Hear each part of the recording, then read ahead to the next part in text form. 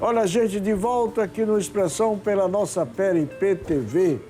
Antônio Saracura, que honra tê-lo aqui no programa mais uma vez. Livro novo. Aliás, eu estava vendo aqui, Saracura. Cadê? Aqui. Depois de Os Tabaréus do Sítio Saracura, best-seller. Os Meninos que Não Queriam Ser Padre, esgotado. Já lançou a oitava... Não. Os Tabaréus está na 6ª edição, estou fazendo. Os Meninos que Não Queriam Ser Padres, eu dei um projeto, porque eu coloquei meus livros todos na Amazon. Então, eles estão saindo muito por esse caminho digital, né? Mas, porque publicar livro é muito caro. E Os Meninos Queriam Ser Padres? Eu fiz 2 edições só. A 3ª edição ainda não tive dinheiro para fazer, mas está sendo um livro muito requisitado. Eu sei disso. Depois tem Aracaju Aflita. Minha querida Aracaju Aflita são crônicas que eu ganhei o prêmio Mário Cabral, o último concurso da Secult, que houve em 2010, depois nunca mais houve, não sei nem porquê. Aí eu fui o premiado dentro da categoria Crônicas, que é o prêmio Mário Cabral, com esse livro, e eu ganhei a impressão pela Edize. Uma edição, eu fiz uma outra edição depois. Tá bom. Tambores da Terra Vermelha. Espetaculares contos sobre os capitalistas interesseiros, aqueles trabalhadores. Ele já vai dizer espetaculares contos sobre a... Não, olha, é o seguinte, eu estou cansado de gente humilde, estou cansado de gente que não diz que eu não sou nada, eu sou um pobrezinho, um coitadinho. Está cansado. Então a gente tem que falar da gente bem, a gente tem pouco tempo para falar, a vida é curta. Se a gente não fala bem, não mostrar nossas coisas, não se está entusiasmado com as coisas da gente, quem é que vai ficar? É verdade. Aí Os Tambores da Terra Vermelha. São contos tratando do capitalista, daquele negociante esperto, daquele agricultor tenaz que não sai da roça e na hora que sai é para ganhar dinheiro. É o povo da Terra Vermelha, do Cajueiro, do Canário. É um grupo de povoados que tem em Itabaiana, que representa o Brasil todo. Que ser Itabaiana, né? Que representa o Brasil todo. Brasil todo, tá bom. Os... Ferreiros. Aí tem um pouco da sua história. Parece também tem. Parece que sua família era... Eram os ferreiros, esse é o ramo dos poetas, dos conversadores, daqueles caras entusiasmados com os seus feitos. Eu sou um deles, ferreiro lá das Flechas de Itabaiana, que fabrica armas, que fabrica tudo que precisar fazer com sua arte e conta histórias. Ele tem se preocupa com a cultura mais do que os caras da Terra Vermelha, que se preocupam mais com o dinheiro. O dinheiro, era. Então, esse livro aí são contos nessa linha. Tá, ok.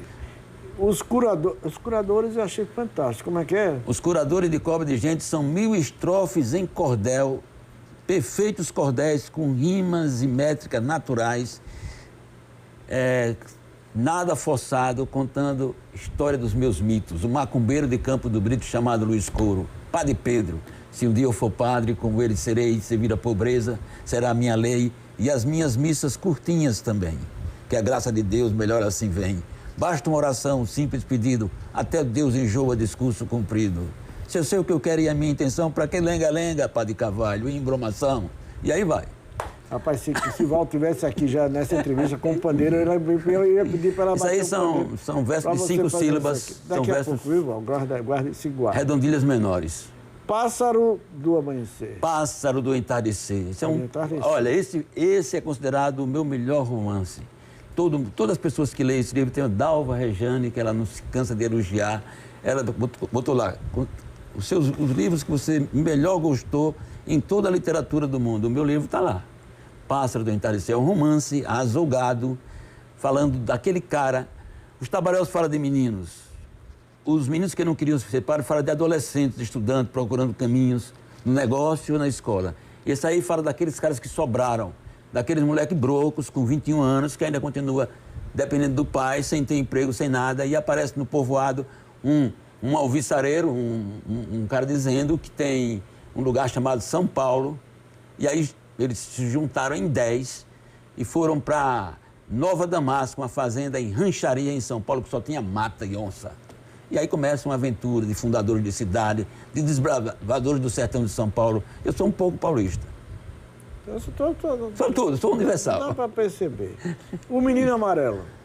O Menino Amarelo é o meu, na verdade, o último livro que eu publiquei. São contos que mostram aqueles sobreviventes da opilação, do maltrato, da falta de remédio, que me sufocou quando eu tinha 6 anos, lá 70 anos atrás, que a gente via comendo terra, todos empapuçadinhos, os olhinhos verdes, mas com uma carinha cheia de lombriga, de terra, e aí não tinha óleo de risco, e quando eu tinha era muito cinturão, e muita gente morreu, e alguns escaparam, entre os quais eu. Adorei essa história do cinturão dele, não tinha cinturão. Alguns escaparam, entre os quais eu escapei, e nós que escapamos é que construímos esse país espetacular que estamos vivendo agora, que a gente fala mal dele, porque tem que falar mal para melhorar, mas é um lugar espetacular.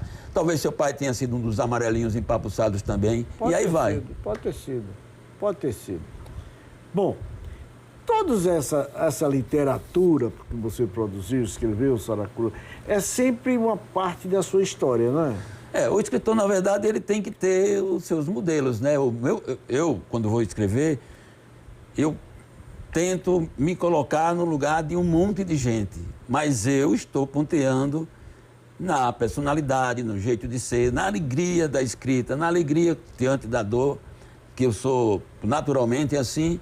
E aí todo mundo diz, é você. E por causa do Saracura é assim, quando eu era molequinho, pequenininho na escola, a gente estava na escola e a molecada mangava da gente lá. Ô, Saracuras, olha os Saracuras que estão vindo aí. Aí foi perguntar para papai, por que é que os meninos chamam a gente de Saracura?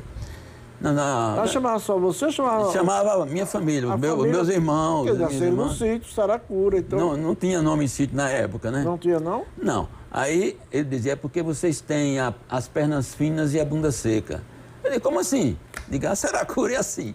E Saracura tem as pernas finas e a bunda seca? Tem, é uma galinhazinha, uma xanãzinha de beira de brejo, de lagoa, de área. Aqui tem, na Vila Militar tem. Mas depois ele explicou que o meu bisavô, o sobrenome dele era Saracura, era Chico Francisco Saracura. Depois os cartórios aí botaram Jesus no meio. Aí há uma mistura entre, que a gente é das Candeias, uma região lá. Alguns pegaram Jesus, outros pegaram Saracura, outros se perderam. Mas você no nome próprio mesmo, registro, não tem Saracura. Antônio Francisco de Jesus. Eu não vou mudar. Ninguém vai... Se eu perguntar, rapaz, você já tem um livro de Antônio Francisco de Jesus, ninguém vai saber quem é. Não vai, porque eu, quando publiquei o primeiro livro, Os Trabalhadores do Sítio Saracura, aí o pessoal começou a me chamar de Saracura, e o sítio já era Saracura na época. Na Academia Sergipano de Letras, como é que eles chamam lá? O presidente, ele reage contra, ele chama o senhor Antônio Francisco de Jesus. Ele fala assim? Às vezes ele fala solenemente, quando ele está querendo me repreender por alguma coisa silenciosamente. Mas aí, quando ele está mais assim aberto, ele chama Saracura. Me conte uma história em que ele lhe repreendeu silenciosamente. Não vou botar o meu querido presidente, que eu admiro aqui, não. Vamos voltar para o meu livro. Tá certo. Agora, Mãe Céu, quem é Mãe Céu? Sua avó? Mãe Céu é minha avó, Maria do Céu Monteiro, nós chamávamos de Mãe Céu, que é essa avó cega, lindo nome, né? Que é da família dos... Tem uma família imensa que se chama Zezé do Fumo, Nicolau de Norato do Fumo, que era o meu bisavô, que é o pai de Mãe Céu. E aqui em Aracaju tem muita gente que defende desse ramo aí, que é o ramo dessa vozinha cega que dizia que vinha lá do Alentejo, e eu não sabia o que era o Alentejo. Não é que eu não sabia, não me preocupei com isso. Depois eu fui revendo, porque eu escrevo diários desde meus 11 anos. Tudo que aconteceu comigo, na vida particular, na vida amorosa, na vida profissional. Mas você é disciplinado nessa história? Eu não sei, é automático. Agora no computador eu já diminui mais, apesar do computador dar mais facilidade. Você escreve todo dia? Todo dia eu escrevo no computador. Mas eu escrevo alguma coisa, tem um blog meu chamado Só Acontece Comigo. São pequenos eventos assim, marcantes que aconteceram naquele dia. Exemplo de um, por exemplo, que só acontece com você. Você não quis contar a história do presidente... Não, por exemplo... Doutor Anderson, presidente da Academia Sergipano de Letras. Eu vou para a academia, por exemplo, de letras e peço a palavra 10 vezes e o presidente olha para mim e não me dá a palavra. Aí é um temazinho para 5 linhas no Só Acontece Comigo. E depois eu me levanto, vou lá e pego a palavra. Ô, doutor Anderson, quantas vezes você pede a palavra? Eu estou falando um exemplo que você me deu. Não quero dizer que aconteceu desse jeito. Certo. Agora, o que só acontece com você agora? Só acontece comigo, são vários. Tem mais de... Uma, por exemplo. O pessoal quer saber que só acontece com você. Não, agora mesmo, essa semana eu li lá na academia uma visita que eu fiz a Simão Dias com minha esposa, em maio, que eu ia para Aquidauana.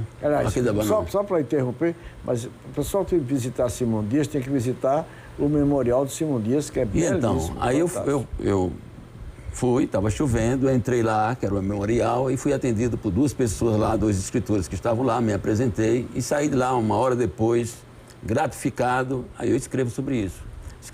Depois eu fui para a Praça Central de Simão Dias, onde minha esposa, as pessoas, ela se criou lá, um bom tempo lá. Aí ficamos recordando lá os 2 debaixo de chuva mesmo. Aí eu conto esse pequeno trecho lá, em 20 linhas, aí fica lá guardado. Então, são como que fosse um diário dos acontecimentos que me marcaram naquele momento, naquela viagem. E aí vai, 1000 coisas desse tipo. Uma pessoa que chega para mim e diz, olha, Saracura, eu li todos os seus livros, como alguém falou aí. Aí me conta uma parte de cada livro. Aí eu, eu não vou deixar aquele cara passar em branco? Aí. Saracura, eu digo uma conta história. Eu nunca perguntei isso a você. Já me deu várias entrevistas aqui. Mas eu conheci Saracura, corretor de imóveis. Eu acho que era... Então...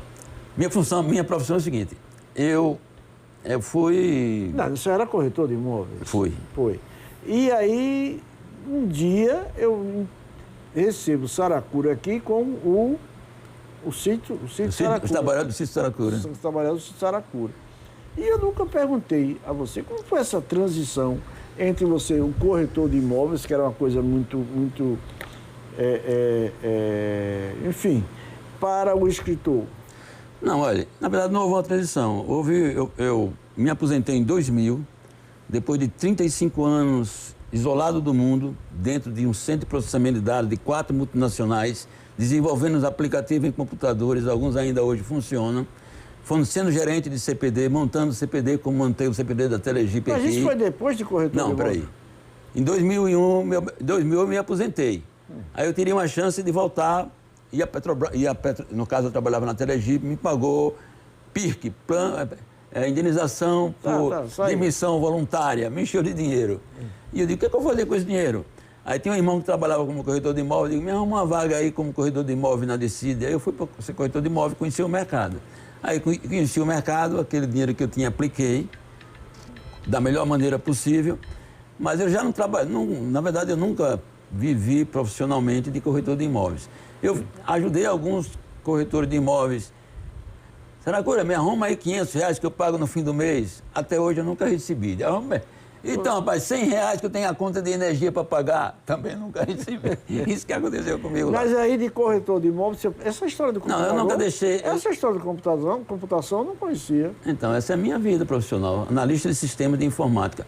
Comecei na Petrobras, depois fui para a Rodia Químicas e Textos em Santo André, depois fui para a Telebrás, em Brasília, montar a CPD, desenvolver sistemas e organizar a área de suporte técnico. Depois eu vim para a Telegipe, montar o CPD. Depois, em 2000, encerrou e poderia continuar como analista de sistemas, porque os meus colegas montaram birôs, tinham birôs em São Paulo, em Brasília, mas eu fiquei aqui porque eu queria escrever. Eu dizia bem assim, eu digo isso nos meus diários lá na minha juventude. Alguém tem que escrever alguma coisa sobre Sergipe. Só Armando Fontes escreveu 2 livros sobre o povo sergipano. Ninguém escreve nada, um cara escreve um livro e vai embora. Eu vou escrever um conjunto de livros que mostrem os meus heróis, que são menores do que eu, do meu tamanho para baixo.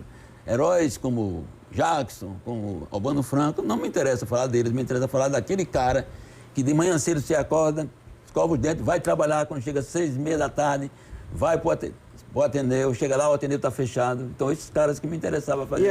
E aí começou com o sítio Saracura, depois Saracura, os meninos que não queriam ser padres. E agora, Portugal e Minha Avó Cega. Olha aqui. Me conta um pouco desse. Como é que é a história? Então, esse livro, na verdade, é o seguinte: 3 casais, amigos meus, 2 casais amigos meus. Na verdade, Domingos Pascoal, que não foi Pascoal Mainá, chegou para mim e disse: Saracura, tá a fim de ir para Portugal? Eu não estava nem pensando em ir para Portugal. Aí ele falou, eu vou com a Graça, você vai com a Cida, e tem um outro casal que está se arrumando para isso. Aí ele falou e depois se aquietou. E não disse mais nada sobre o assunto. E ficou 1 mês, 2 meses, 3 meses. Aí eu tinha falado para minha esposa e ela me encrencando, cobrando. Claro. Porque ela se entusiasmou querendo ir. Eu falei que queria, simplesmente, eu conto isso no livro, simplesmente para depois dizer que não ia. assim, desisti depois, né?